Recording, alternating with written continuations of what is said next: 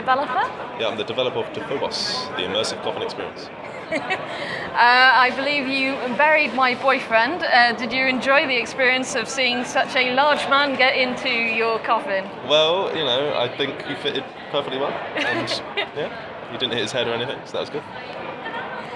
So, how did you come up with the idea of this game?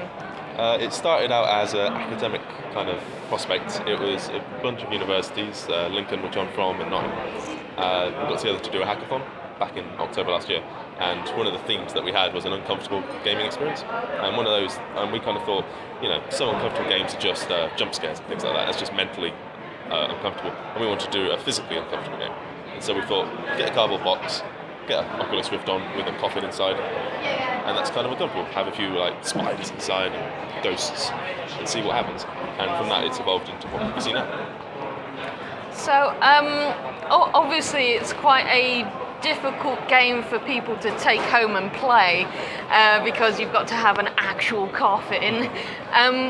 What would you be planning to do with this game? At the moment it's very difficult to have a whole personal coffin in your own home.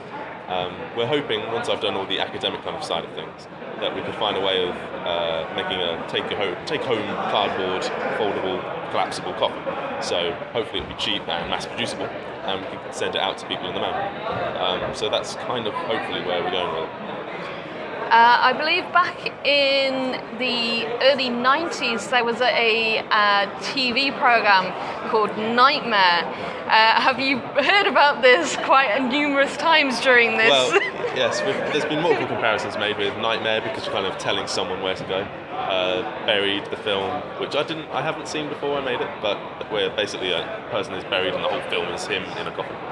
Kill Bill, where they're trying to escape from the coffin. They're all kind of comparisons that are made, but no one has managed to make kind of another game comparison yet. So, well, it's quite difficult to think of any games where you are limited in space and someone's having to tell you what to do. I can't even think of any myself, to tell you the truth. Is there any other games that you're also working on as well as this?